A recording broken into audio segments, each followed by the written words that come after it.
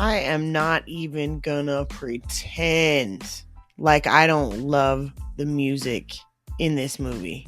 I'm just not even gonna pretend like me and my kid haven't cut We Don't Talk About Bruno on in the car while we were driving, and this shit's intoxicating. Like, I can't even, I know there's something in the water. You know what I'm saying? I can tell. Like, because it's so catchy. The reason why We Don't Talk About Bruno went so hard, too, is because of the layers in that song. Oh, I can't even talk about it without singing it in my mind. That's how good it is. So, I got a couple of really cool insights, I feel like. But with this particular movie, I'm going to break it down a little bit differently as well, because I want to talk about the psychological impacts of each different person to some capacity or another. So, yeah, I'm excited. I love this movie. Let's go. Let's do it. Thanks for being here. This story takes place in Colombia. The family is the Madrigal family. Currently, present day, it's about the 1950s. The origin of the story takes place in the early 1900s, about 50 years prior. So I want to say it's like early 1900s.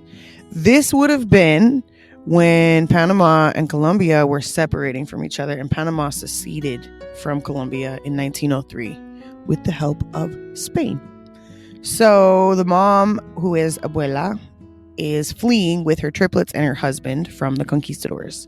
She has a candle that is magic, and her husband Pedro dies, but she repels these conquistadors with this candle. So the candle creates a house for her. It's known as casita. So not only does she save herself and her 3 children, which are triplets, she saves the townspeople as well. So the enchanted house with the candle burning, that's been burning for 50 years, and her triplets are treated like royalty when this town originally sets up. At this point, it's been about 50 years. So the triplets are grown. It's 2 girls and a boy. The 2 girls have children. The boy does not. The children, as they come of age, are also given a gift, except for one, and we will get there.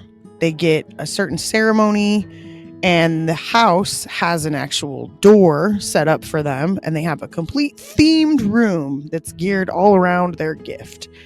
So this family is very special, not only special in the eyes of the people for saving them 50 years prior, but because they all have this magic gift. They're all enchanted, if you will. So the things I want to discuss with this, because what we're going to get into is the different powers of the different people, the family dynamics of this setup, including the main matriarch, Abuela, and we're going to talk about Maribel, who is the main character. This is the one that does not have the gift.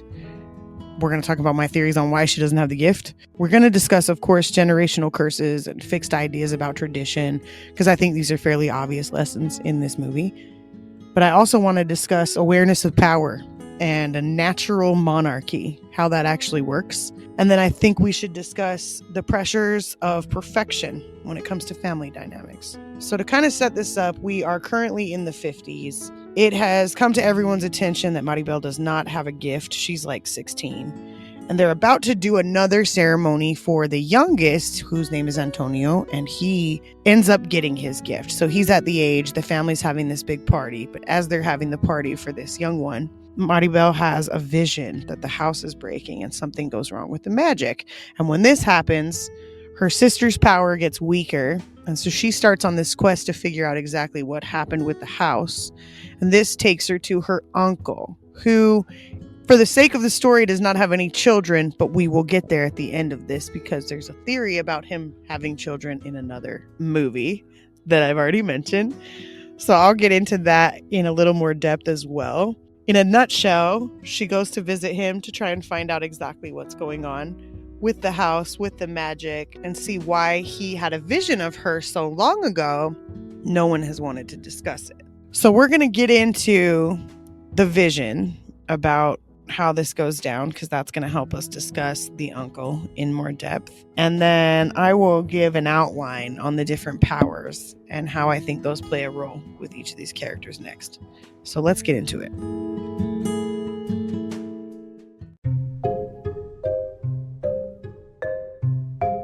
All right, so the best place to start with this is the natural monarchy. A natural monarchy, in my perspective, is the individuals who are leadership amongst a town or a community in this case.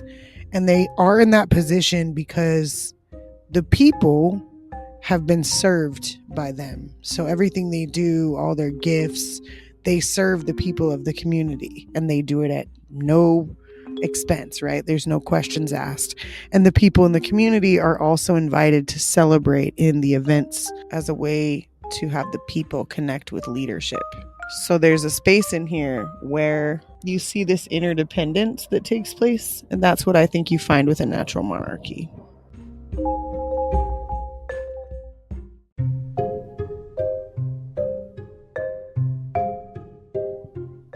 Just to drill that down slightly further, this is something that we would naturally do in the wild, right? Is that we would find, who do we feel is the actual leadership family? And do we feel comfortable with them? Oftentimes when we think of this, we think of it in a tyrannical way, which is not a natural monarchy. That's a tyranny. We're not talking about the same thing. A natural monarchy would be where the people felt guided to be led by these individuals or this family or whatever. And the family obliges by always upholding to serving the people, period. The people come before the family when it comes to this. And it's how this process works with a balance. Because the people will always look out for this particular family because they know that this family is always the family they can go to. And there's somebody who can do something for them in this family. So this is where this natural monarchy becomes what I conceive to be one of the most natural ways that we would operate in a tribal setting, because we would naturally feel inclined to do this. Most people don't want the leadership position. You could set up a tribe, rotate out leadership just to show you that not everybody wants to be the leader. Not everybody even knows how to delegate jobs or job functions or oversee people without causing conflict. Some people get into a leadership position and they go straight power, tyrannical. That's why this is such an intricate, interdependent balance. And I think it's why, as a human species, when we are at our very best, we would operate like this. Because our very best is interdependent. We are an interdependent species that needs one another, but also genuinely needs self-sufficiency, self-governance, self-sustainability, self-preservation. These are things we all need. So I'm going to leave that right there as far as my thoughts and takes on the natural monarchy. And then I'm going to move into discussing a little bit further about the family and their gifts.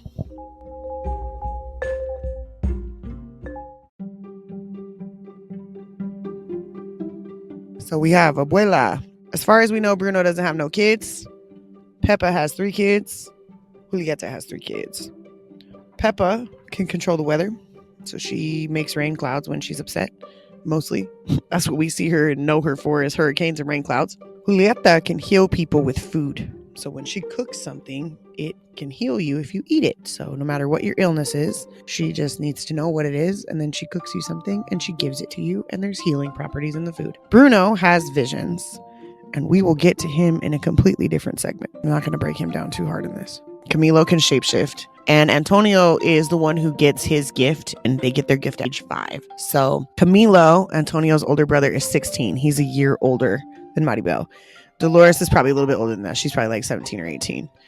And Antonio's gift is to talk to animals. So in the early part of the movie, we go through the ceremony for him, and he gets a whole ass room that's like a jungle, and he rides a leopard or a tiger. It's a leopard. Anyway, long and short is that's his gift. And Maribel is not really too hurt by the fact that she doesn't have a gift. Like, it disappoints her because how could it not? But she's actually very prideful about her family and is constantly kind of just excited to be part of the clique. You know, she's like, listen, even if I don't have a gift, I'm part of this family, and that's special. So that's cool to me. So anyway, Maribel's siblings, aside from her, right? So her mom's got her and her 2 sisters. Luisa has super strength. That's her oldest sister.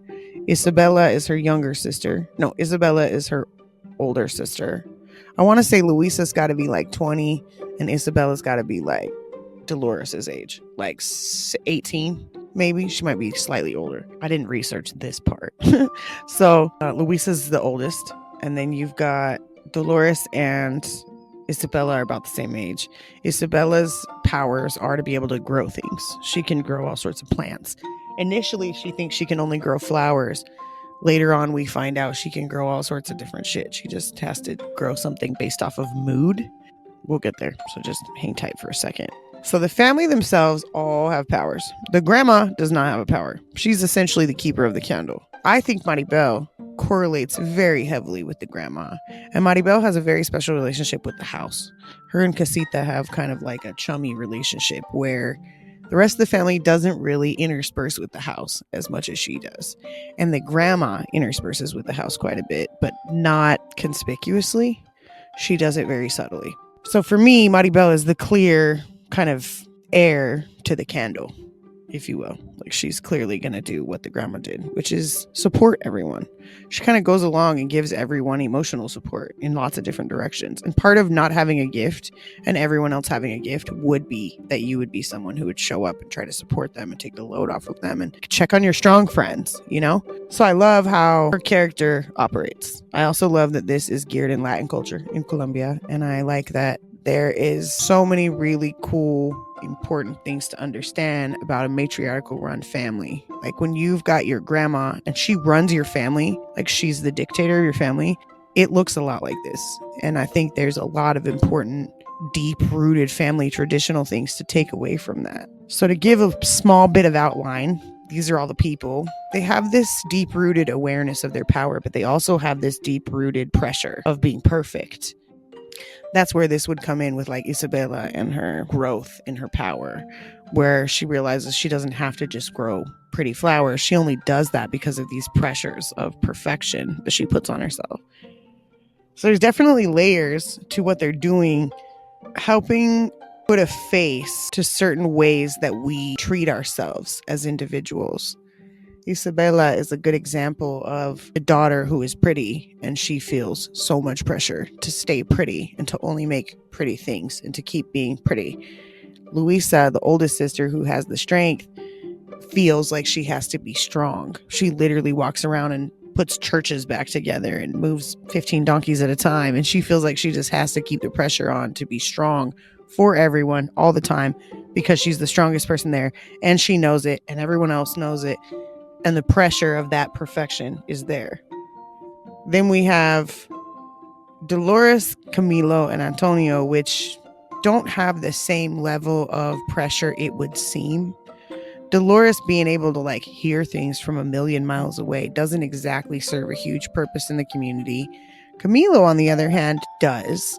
He often can shapeshift in ways that are helpful. He does things like a baby will be crying and he'll shapeshift into its mom and give her a break to chill out while he like goo goo gaga's the thing.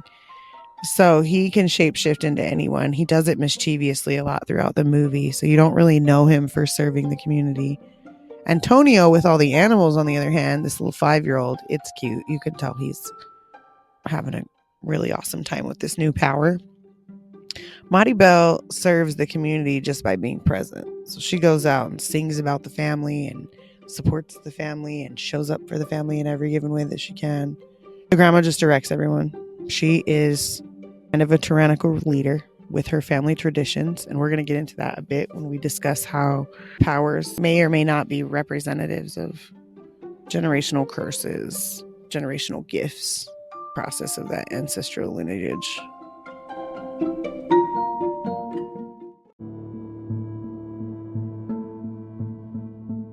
When it comes to Bruno, we don't talk about Bruno because Bruno can see the future, but none of his prophecies ever make sense. They're almost often feeling like bad news, and people walk right into them. So they have a whole song about how nobody talks about him. They've just literally ostracized him from the community. Come to find out, he's been hiding in the walls of the house with the rats and literally just watching the family exist from inside these walls, growing his hair out and looking all scary and shit. What's crazy is how they paint him to be this like big old bad villain guy, but then when you really meet him, you're like, all he does is see the future and everybody's just mad. This is a representation of the clairvoyant in your family. The clairvoyant in your family sounds either like a resident crazy person, or no one actually wants to hear what they have to say because no one wants to face the future.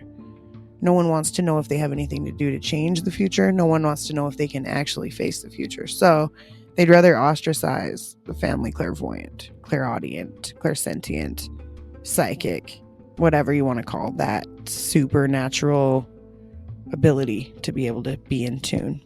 Bruno has a vision of Maribel standing in front of the house, and the house is cracked like Maribel and the magic and something to do with the magic cracking. So instead of the family actually trying to engage and have Bruno kind of uncover what's going on with his gift a little further, they're just like, don't talk about it. The magic can't break. We can't do that. We don't know what this means. We don't want to dig into this further. And they could have solved this problem 10 years earlier. But instead, they ostracize him, and he's been living in the walls for 10 years. Maribel doesn't have her magic. She doesn't get her gift. And then Bruno has this vision of her and the house with the crack in it. And everyone is like, nah, Bruno's got to go. Cancel culture. Let's get him out of here. We don't talk about him. No one talks about him. That's a trip, like when you really sit down and go like, damn, dude. Now you know why Jesus felt the way he felt. Now you know why all these people wrote the books in the Bible, because they were literally talking about transcendental experiences that they were hyper in tune with. People are just ostracizing them. Like, people are fucking mean. It's ridiculous. They're just like that too these days. Because I 100% understand how Bruno feels, for sure. My family's come around a lot, so I stand in gratitude a ton. I think really affirming and understanding that putting yourself on your divine timeline helps you understand how all those people who are close and aligned with you, and they really do support you, they just don't know how to do it in a way that you might understand. If you focus on putting yourself on your most divine timeline, and then you just think about how you also have the ability to take the people that you care about and the people that support you with you, because if you're on your most divine timeline, then why wouldn't they be? Because they're there with you in your most divine timeline. Magic, chef's kiss. It's sparks. I'm serious. It's like one of the coolest ways to be able to expand your own power and assist other people that you care about. So, we don't talk about Bruno. That's where we'll leave that.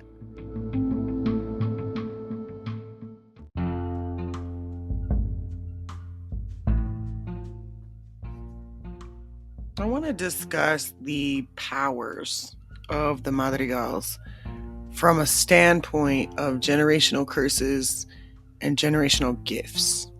Because what some might consider Bruno to have, as far as his ability to prophesy, as a curse, others would see as a gift. And same thing with each of their powers. And I find this to be really important for each individual to take stock of, as you can see how like the psychology of what sibling is what really plays a role with each of these different characters, right? Like, they don't always have to match whatever the, represented gender is on this movie, right? Like, it doesn't have to be, Luisa is only representative of women.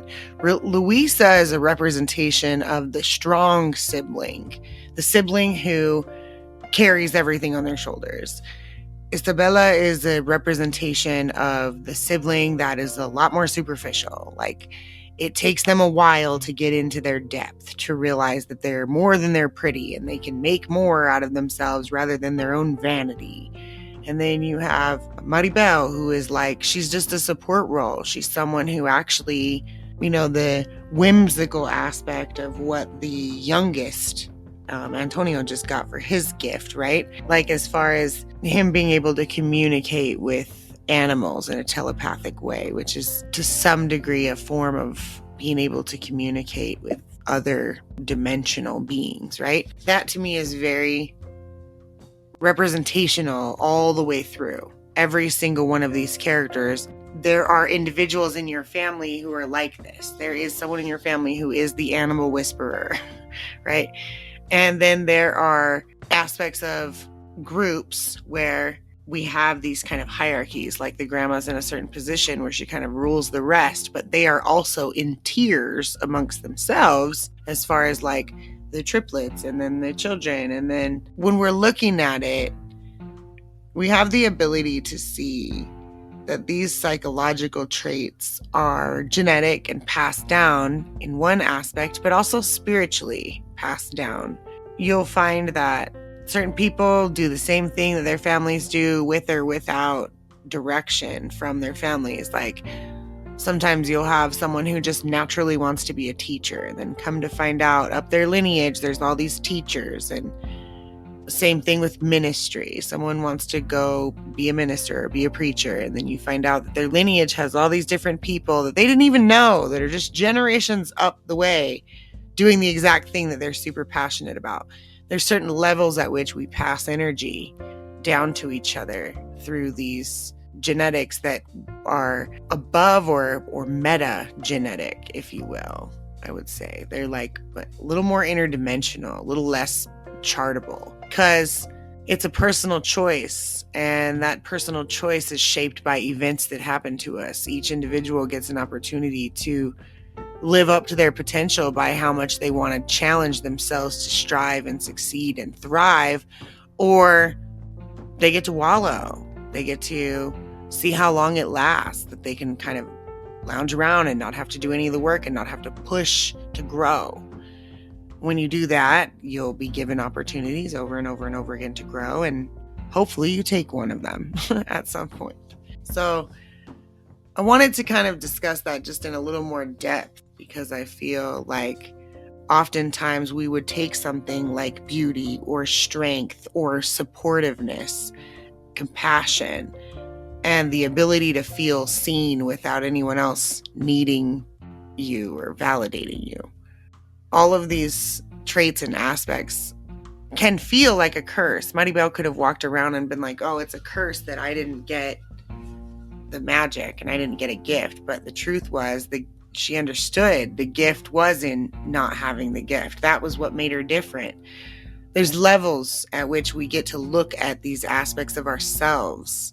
Each one of these characters represents different layers of how we are to other people. This is what I like about a lot of these levels of Disney is I know they're putting deep-rooted psychology in here. So I'm happy to bring it to you in a series format to try to give you a little more dimension as to what you're looking at, what you're watching. So hopefully you're still with me thus far.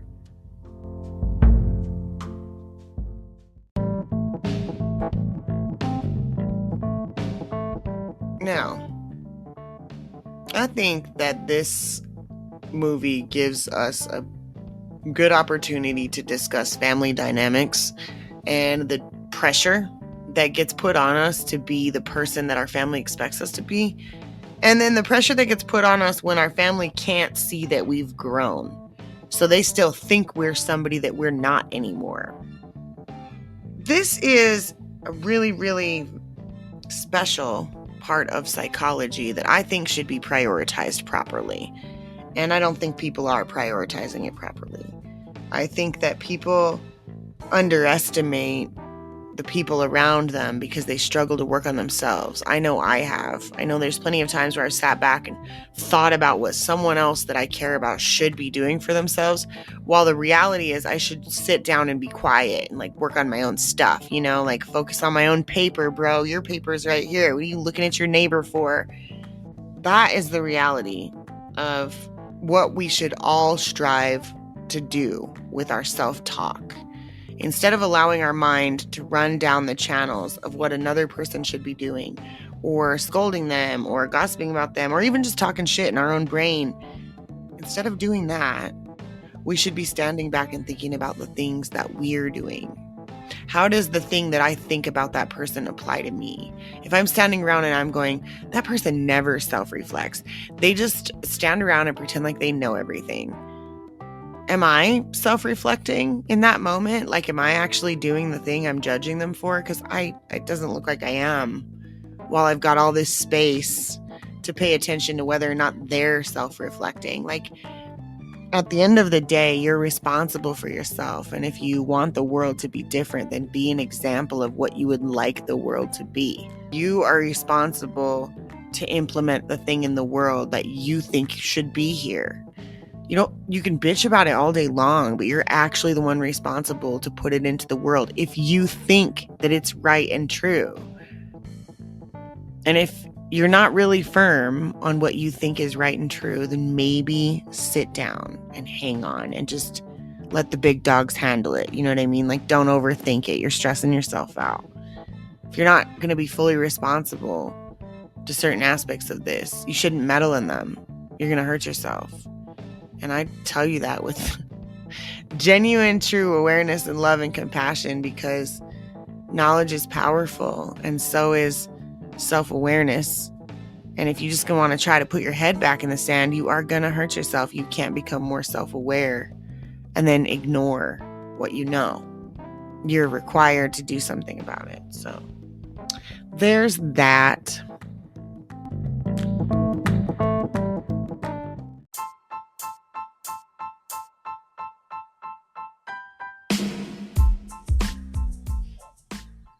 Well, first and foremost, from the bottom of my heart and the deepest depths of my soul, thank you so much for listening and being here. I enjoyed this episode. I think in summary, we are all enchanted. We are all vibrating inside of this beautiful divine form that is life. And while you're still here, you have an opportunity to make a difference. So do something about it.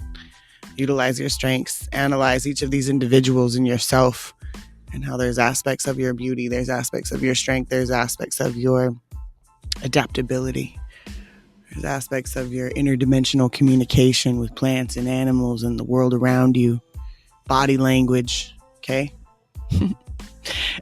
Feel free to like, comment, share, whatever it is that you do with your social medias. Appreciate you being here. Peace.